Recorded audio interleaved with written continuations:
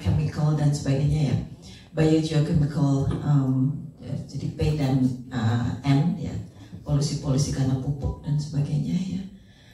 Jadi intinya mau reflektif aja gitu, bahwa kita ini hidup di dunia yang in spite of what we have been working so hard untuk menjaga sustainability dan sebagainya, what we see setelah diteliti gitu ya, we are still going beyond our capacity ya. Jadi harusnya kita stop fossil fuel, stop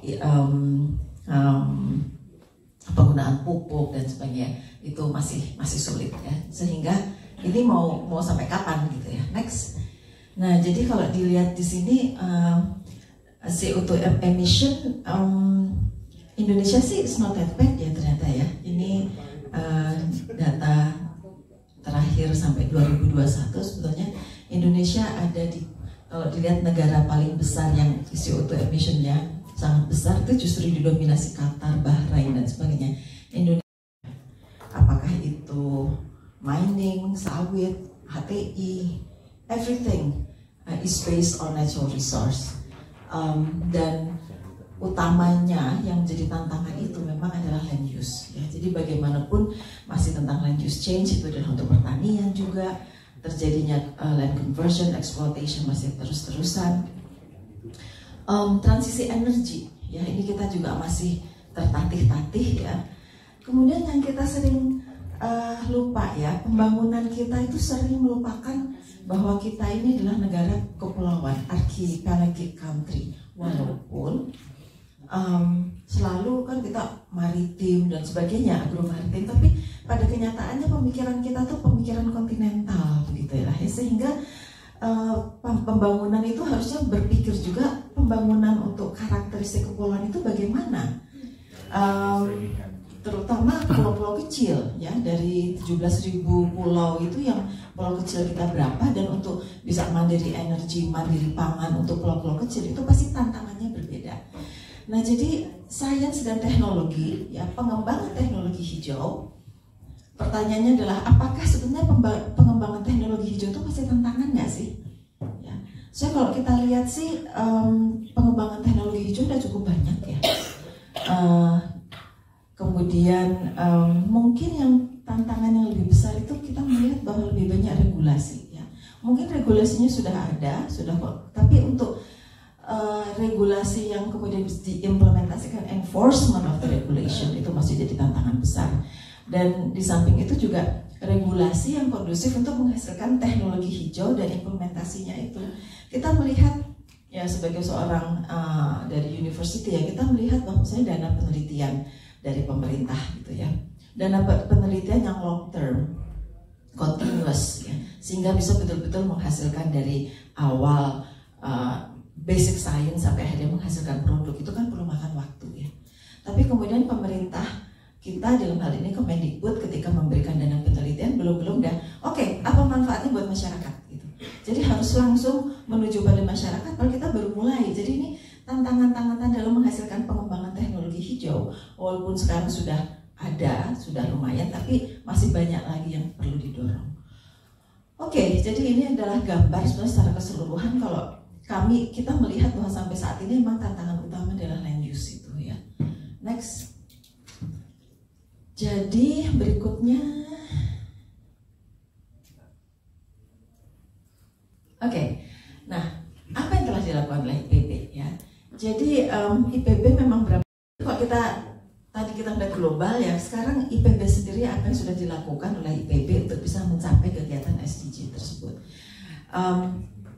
Nah, kita melihat biasa pendidikan ya, penelitian, pengabdian pada masyarakat ya, sehingga itu ada bagian research, teaching, community outreach, dan juga pencapaian SDG ya, itu sudah peraturan rektor. Kemudian ada peraturan senat akademik yang terkait dengan kebijakan pencapaian SDG, dan kemudian ada peraturan rektor lagi turunannya adalah komitmen untuk netral karbon by 2030. Waktu saya sendiri sebagai rektor gitu, oke, gitu ya. I'm mean it's good sebagai policy sudah ada di situ. Jadi at least we have that policy now gitu ya. Nah, frameworknya yang dipakai adalah Agromaritim 5.0. Apakah itu Agromaritim 5.0? Basically itu adalah bagaimana kita menggunakan AI juga ya, precision agriculture, punya inovasi 4.0 ditambah SDG ya. Jadi kemudian ada, bisa dilihat di sini implementasinya ya, yang tadi di pendidikan, pengabdian, operasional kampus. Nah, kelembagaan ini sebetulnya untuk SDG 2 tahun lalu ini IPB setelah pemilihan Pak Rektor yang baru dibentuk badan yang namanya Badan Pengembangan Kampus Berkelanjutan, BPKB singkatannya. Dan ini yang betul-betul fokus ke dalam internal pencapaian SDG di dalam kampus. Nah, kemudian ada center kami, tapi center kami ini memang lebih ke arah network. Di samping itu adalah mengembangkan sustainability science. Dan saat ini kami sedang membangun new school, sekolah baru. Sekolahnya namanya adalah School of Environmental and Sustainability Science. Harapannya tahun depan akan dibuka sekolah untuk pasca S2 dan S3. Nah, di samping itu pengelolaan data SDG itu dikelola oleh rektorat ya. Jadi yang namanya SDG di IPB itu sebetulnya banyak yang mengelola. Ya, bukan hanya misalnya kalau saya lihat di universitas lain kan memang ada SDG Center. Kalau di IPB kami namanya bukan SDG Center, ya namanya memang ini CTSS, tapi kemudian ada BPKB, kemudian pengelolaan data sebagainya itu masih di pusat, di rektorat, karena untuk mendapatkan data dari seluruh fakultas dan sekolah dan sebagainya itu kan memang memerlukan otoriti tersendiri. Nah, beasiswa, bantuan pangan, rumah-rumah dosen yang udah nggak dipakai sekarang direnovasi dengan bantuan alumni. Jadi alumni itu kan ada angkatan-angkatan yang kemudian oke, Anda mau bantu adik-adik Anda nggak? Dikasih rumah 2, dikasih rumah 3. Kemudian tiap-tiap angkatan oke, kita urunan. Jadi saya nabung juga karena satu rumah itu harus bisa mendatangkan 100 juta gitu ya. Ada satu angkatan tuh bisa dapat 200 juta, terus dia memperbaiki rumah untuk kemudian mahasiswa laki perempuan bisa berapa 10 orang. Jadi it's wonderful, keterlibatan alumninya itu luar biasa ya.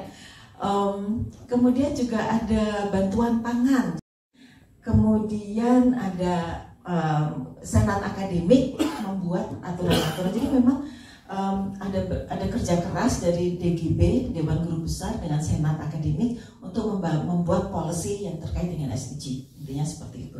Dilihat satu demi satu. Jadi kerjaannya banyak banget itu orang-orang senat akademik. Oke. Berikutnya. Nah, penelitian karena kita adalah apa ya? IPB itu kan nature based ya. Kelautan, peternakan, pertanian. Jadi basic kita kan natural science dan alam, sehingga researchnya tuh semua langsung terkait dengan SDG. Nah, ini ada riset-riset yang teman-teman Fahutan dengan teman-teman dari Sisirom misalnya, mereka sudah membangun sistem monitoring tutupan lahan yang kemudian dipakai otomatisasi, dicoba di beberapa provinsi.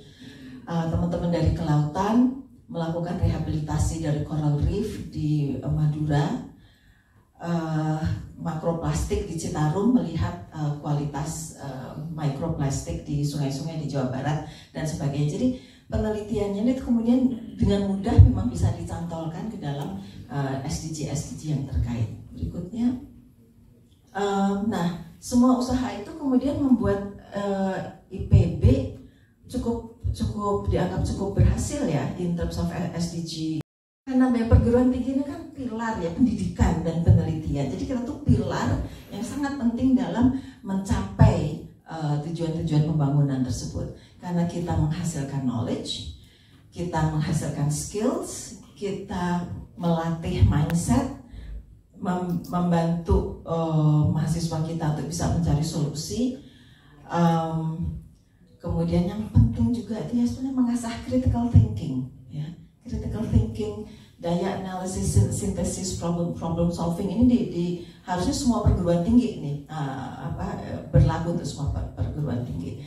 Kemudian yang penting juga adalah mengembangkan riset-riset yang menghasilkan inovasi-inovasi teknologi ramah lingkungan, dan semua riset-riset itu bisa berpengaruh terhadap policy, ya, influencing policy from research to policy. Jadi seperti Pak Rizal Libor, ya, siapa yang nggak kenal Pak Rizal Libor dengan berbagai macam researchnya itu, kemudian Pak Daniel Mudiarso juga, ya. Jadi banyak sekali riset-riset kita tuh kemudian menyentuh policy aspek juga.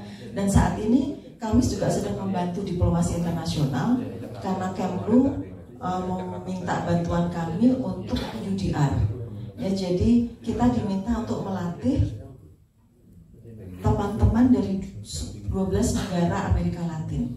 Jadi mulai tahun depan nanti dari Costa Rica, dari Argentina, dan itu akan datang ke Indonesia untuk belajar tentang sustainability sawit, kemudian kopi, karet. Jadi udah 5 tahun kerjasama ke depan.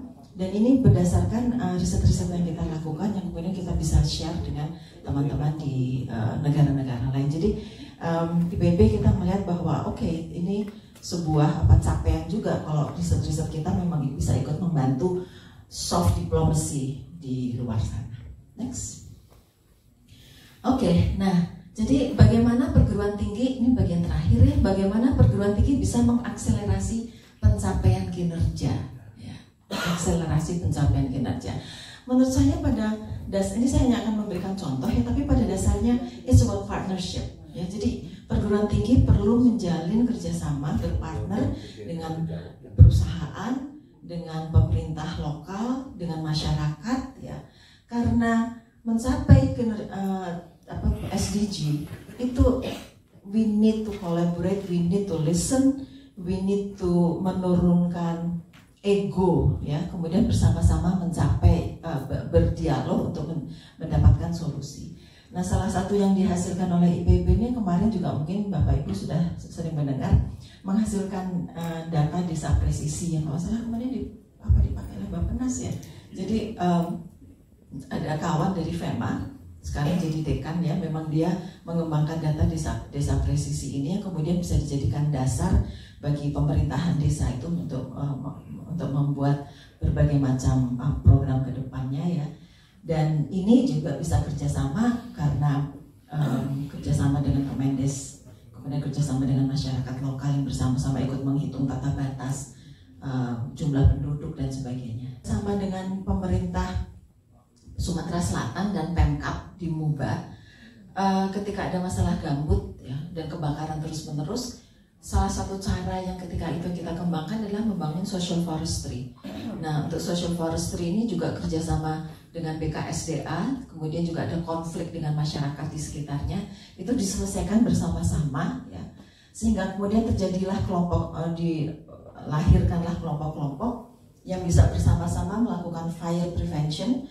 Dan fire preventionnya itu justru dari masyarakat itu sendiri, jadi mereka tidak akan menunggu, ya, tapi kemudian mereka aktif memonitor. Dan sekaligus juga dengan KSDAE,